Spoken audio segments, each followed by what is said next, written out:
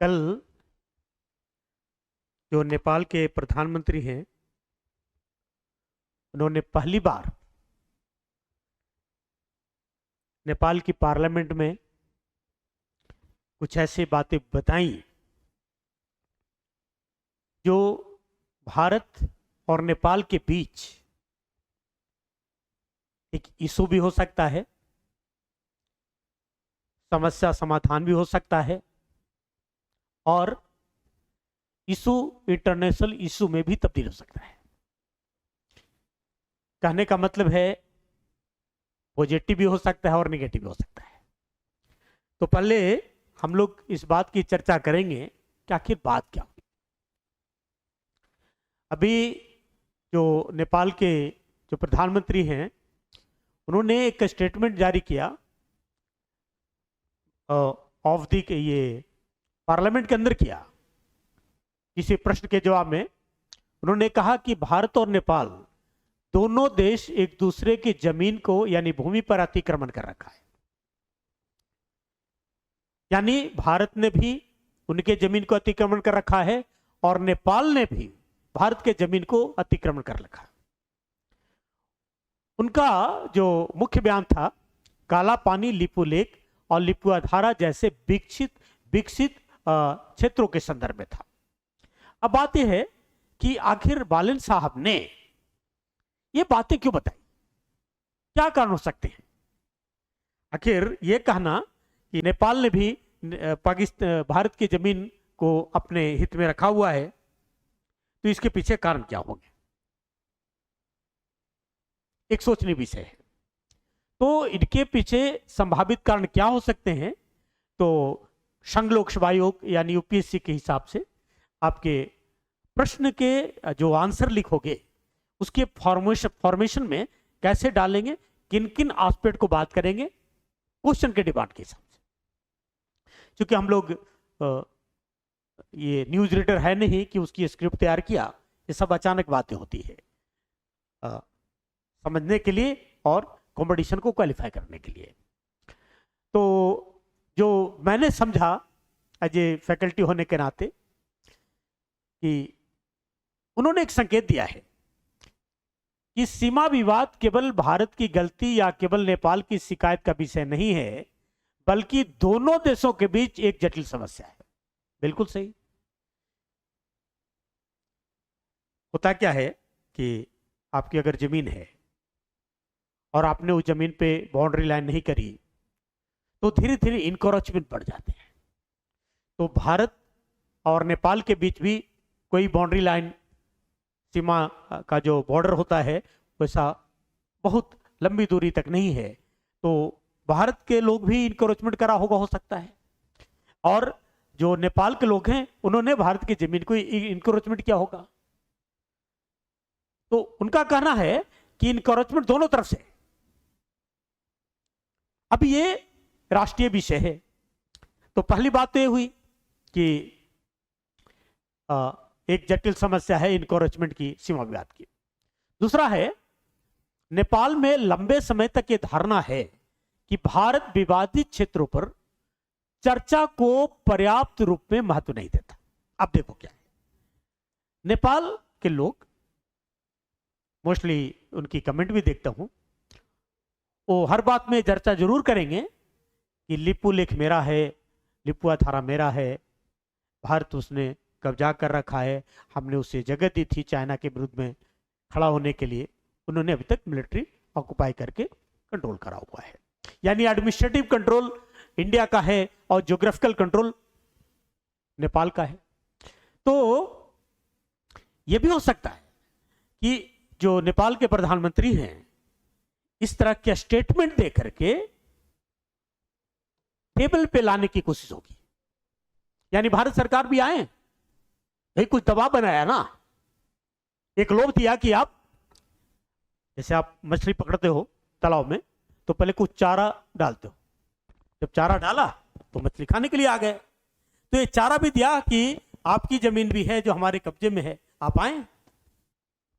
Indirectly ये संदेश है कि आप टेबल बैठिए, टेबल टॉक करिए, क्योंकि यहाँ एक मैसेज है नेपाल में कि भारत सरकार इस विषय पर पर्याप्त महत्व नहीं देती, यानी जो लिपुलेख वगैरह के जो एरिया हैं उनको सोल्व करने में इंटरेस्ट नहीं दिखाती।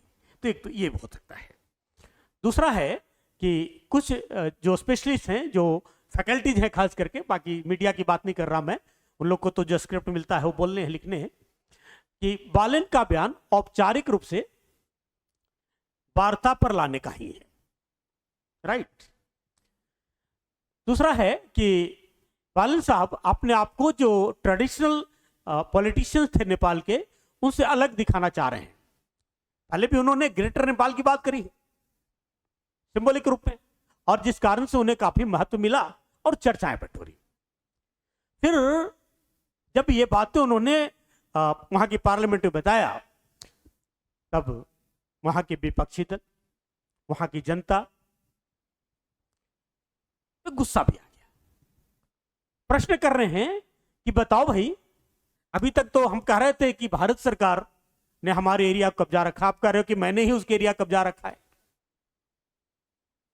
तब भारत सरकार का जो पलड़ा है भारी हो जाएगा और नेपाल सरकार की जो पलड़ा है वो कमजोर हो जाएगा। तो ये सॉल्व करने में दिक्कतें आएगी, राइट, ये भी सही है। तो एज ए प्रधानमंत्री उन्होंने जब संसद में बोला तो कुछ बात हुई होगी ना। प्रधानमंत्री का पार्लियामेंट में बोलना या पार्लियामेंट के बाहर ही बोलना इंपॉर्टेंट बातें होती है। प्रधानमंत्री ऐसे वैसे नहीं बोलते कि चाय की दुकान पर कुछ बोल दी, वहां कुछ बोल दिया, ऐसा नहीं होता। पूरी सिस्टम उसके पीछे होती है। एक तरह से वो केवल मुंह होता है, पूरी ब्रेन सेक्रेटेरिएट होती है। तो नेपाल के जो सेक्रेटेरिएट हैं, अधिकारी हैं, इस फील्ड के एक्सपर्ट्स हैं, सबने प्लान करके स्टेटमेंट बनी होगी कि आपको क्या बोलना होगा, ताकि उसका दूरगामी प्रभाव जाए, राइट। नोट करते जाना। अब है कि प्रधानमंत्री को, विपक्षी दलों को संतुष्ट करना होगा कि भारत नेपाल ने अतिक्रमण कहां किया। लेकिन जब ये विवाद बढ़ा तो नेपाल की जो विदेश मंत्रालय है उसने सफाई भी दे दी। सफाई ये दे दी कि प्रधानमंत्री का आशय सीमा के दोनों ओर लोगों द्वारा भूमि उपयोग और अनिर्धारित सीमा क्षेत्रों से था, न कि नेपाल द्वारा किसी भारतीय क्षेत्र पर औपचारिक रूप से कब्जे के दावे से है। क्लियर हो गई बातें? ये उनकी स्टेटमेंट है foreign ministry of the Nepal की, कि अनौपचारिक रूप से कब्जा है, औपचारिक रूप से नहीं है। जैसे मैंने बोला है कि आपकी जमीन आपके पड़ोसी ने बढ़ लिया उधर, इस तरह से कब्जे की बात किया। यह औपचारिक कब्जा नहीं है कि नेपाल सरकार मिलिट्री के थ्रू ऑक्युपाई कर ली है, अनौपचारिक कब्जा है। अब बात है कि जब ऐसा स्टेटमेंट किसी देश का प्रधानमंत्री देता हो तो उसका प्रभाव क्या पड़ेगा। सबसे आसान प्रभाव यह पड़ेगा, तत्कालिक प्रभाव पड़ेगा कि वहां के राजनीतिक दल को, वहां के मीडिया को, भारत के राजनीतिक दल को, भारत की मीडिया को मिर्च मसाला मिल जाएगा। मिर्च मसाला समझते हो ना, यानी टीआरपी बढ़ाने का मौका मिल जाएगा और ये चर्चा में कुछ समय के लिए रहेंगे। ये तात्कालिक प्रभाव है। दीर्घकालिक प्रभाव यह पड़ेगा कि बहुत बड़ा संकट बनने की संभावना नहीं है, क्योंकि भारत और नेपाल के संबंध में केवल सीमा विवाद पर आधारित नहीं है। दोनों देशों के बीच खुली सीमाएं, व्यापार, रोजगार, धार्मिक संबंध और गहरे राजनीतिक रिश्ते भी हैं।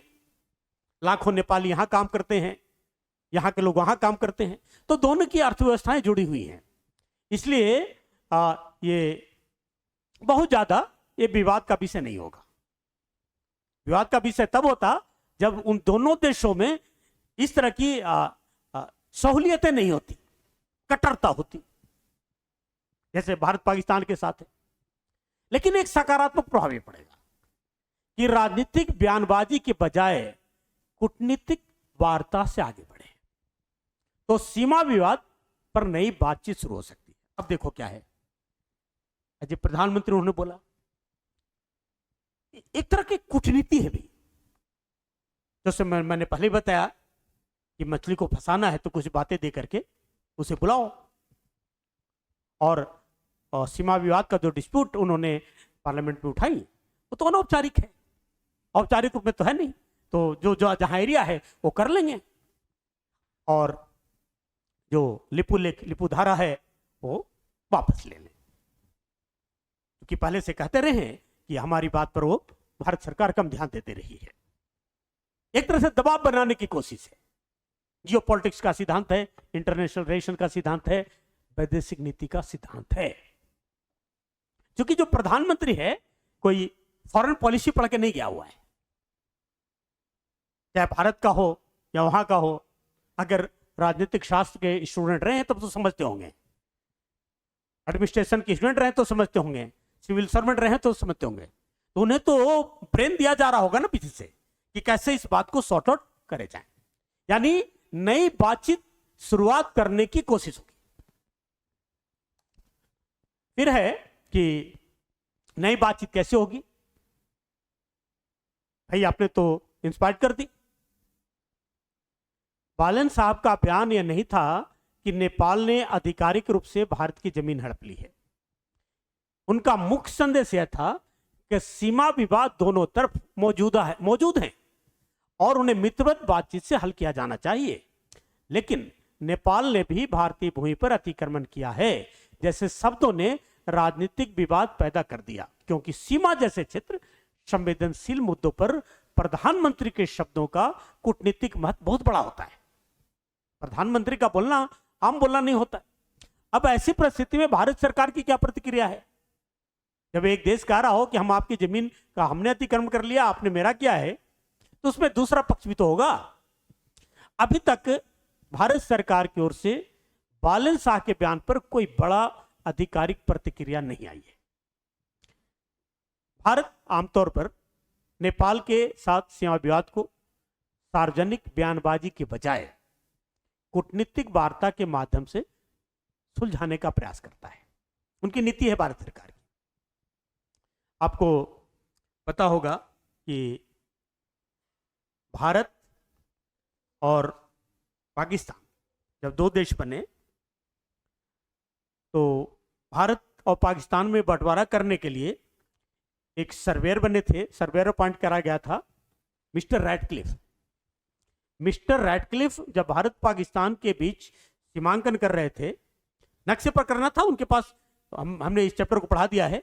ये जो सीमांकन किया था तो एक एरिया था बेरूबाड़ी, वो थाना था, वो बेरूबाड़ी छूट गया, यानी ना भारत के नक्शे में रहा ना वो उसके नक्शे में रहा, पाकिस्तान के नक्शे में।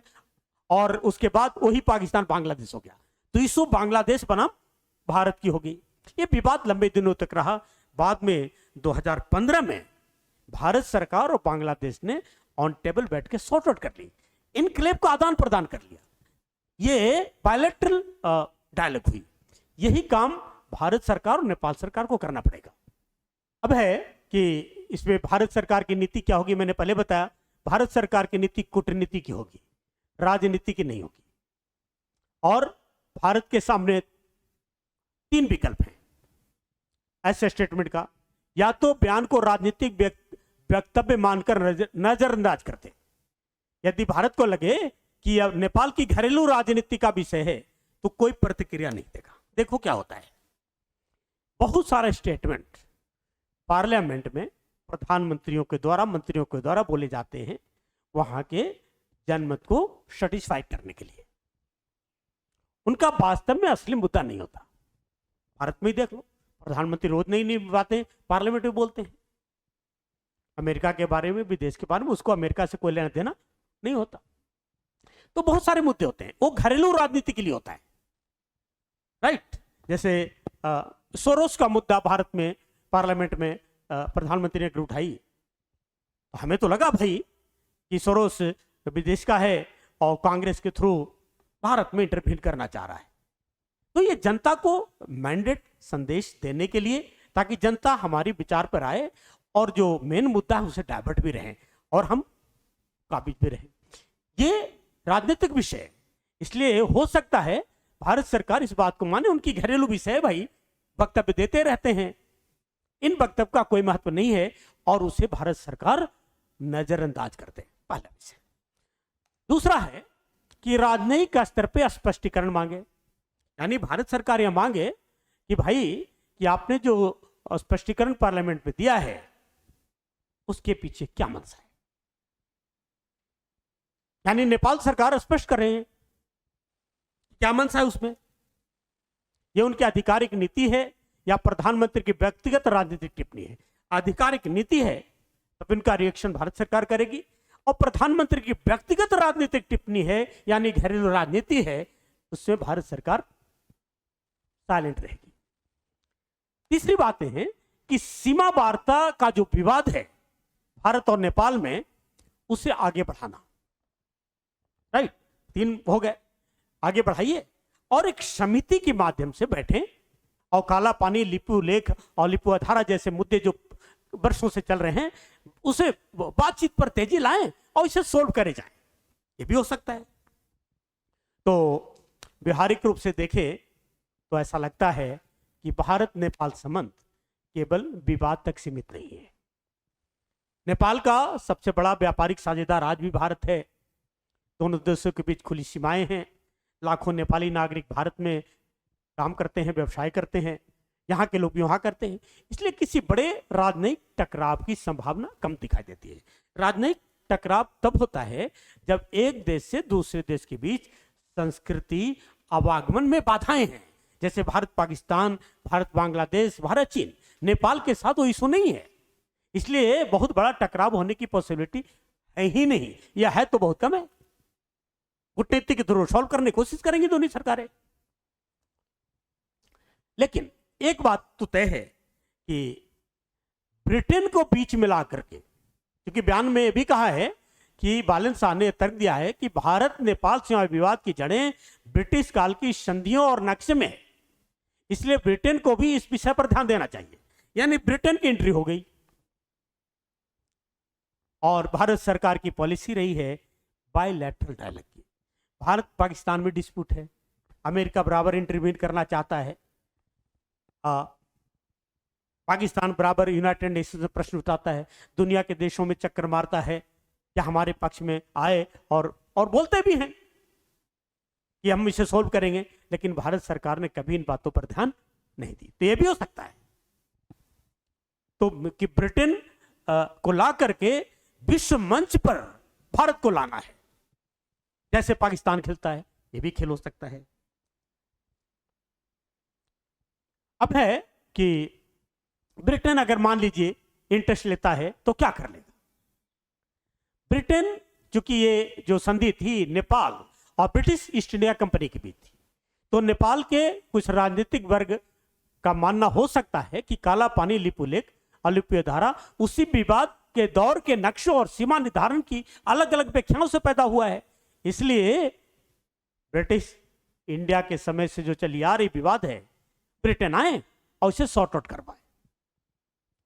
अब ब्रिटेन को एक तरह से नेपाल ने इनवाइट कर दिया, ये प्रधानमंत्री का इन्विटेशन है पार्लियामेंट में, और भारत की पारंपरिक नीति है बायलैटरल यानी द्विपक्षीय नीति, इसलिए भारत तीसरा पक्ष एक्सेप्ट नहीं करेगा। अंतरराष्ट्रीय मध्यस्थता कभी भी एक्सेप्ट नहीं करेगा, उसका समर्थन नहीं करेगा। अब बात है कि भारत सरकार को, दिल्ली को यह पसंद नहीं है, क्योंकि हमारी ये पॉलिसी है।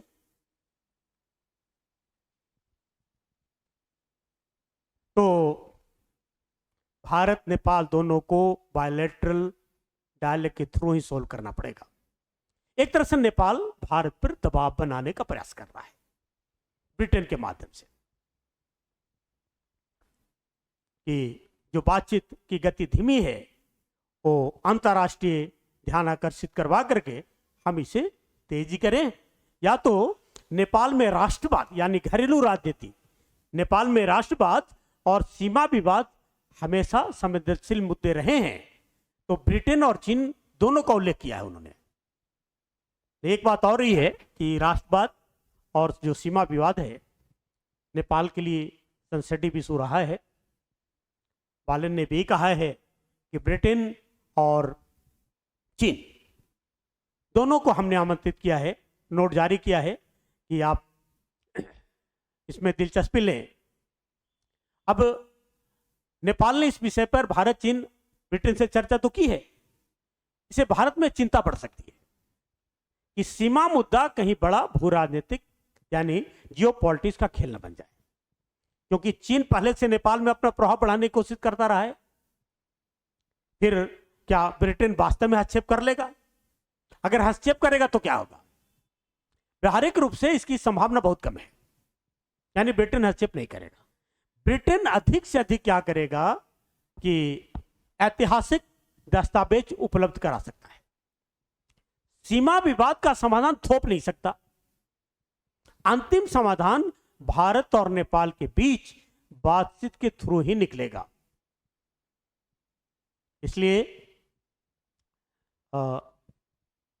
नेपाल सरकार को कूटनीतिक शैली का इस्तेमाल करना पड़ेगा, और नेपाल सरकार अगर अंतर्राष्ट्रीय मुद्दों की तरफ बढ़ती है और कूटनीतिक शैली अधिक आक्रामक करती है, तो भारत सरकार इस बात पर दबाव कर सकती है कि आप मेरे आंतरिक मामलों में हस्तक्षेप कर रहे हो, क्योंकि आपने कहा है कि हमने भी उनकी सीमाओं को इनकरेज किया है, अतिक्रमण किया है।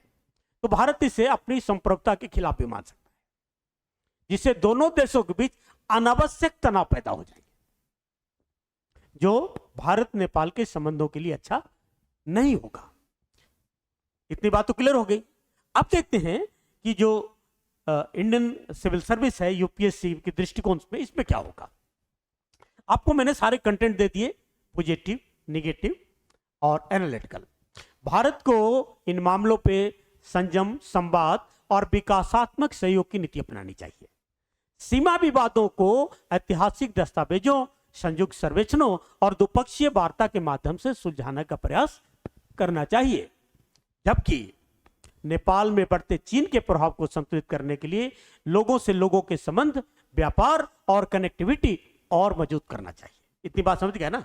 यानी कुल मिलाकर बैलेंसिंग पॉलिसी करनी होगी। एक ही निष्कर्ष है, चाहे आप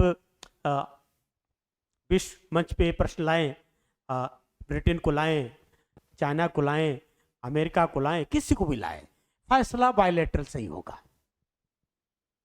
क्योंकि कभी भी जो युद्ध है, युद्ध से जीता ही नहीं गया है। जब भी जीता गया है तो शांति से जीता गया है, अंत में समझौता ही होता है। तो उन्हें नेपाल सरकार और भारत सरकार को बायलैटरल डायलॉग करने पड़ेंगे, चाहे जैसे करें, करने ही होंगे। सिर्फ ये दबाव बनाने का एक तरीका है ताकि भारत सरकार अधिक एक्टिव हो जाए, क्योंकि कोई भी प्रधानमंत्री, राष्ट्रपति अपने राष्ट्रीय हित से समझौता नहीं करता। National interest is the first interest of the nation. राष्ट्र हित सर्वोपरि है। इसलिए भारत सरकार को भी, नेपाल सरकार को भी डायलॉग करने पड़ेंगे। समस्या सोल्व तो होगी, जैसे बांग्लादेश के हुआ उस तरह से इनकी भी होगी। It takes time. और अगर किसी को डाउट्स है, क्लास में नहीं समझ में आई, तो आप ऑफिस में आ जाओ, बैठ के उससे पर्सनली डिस्कस कर लेंगे। Thank you.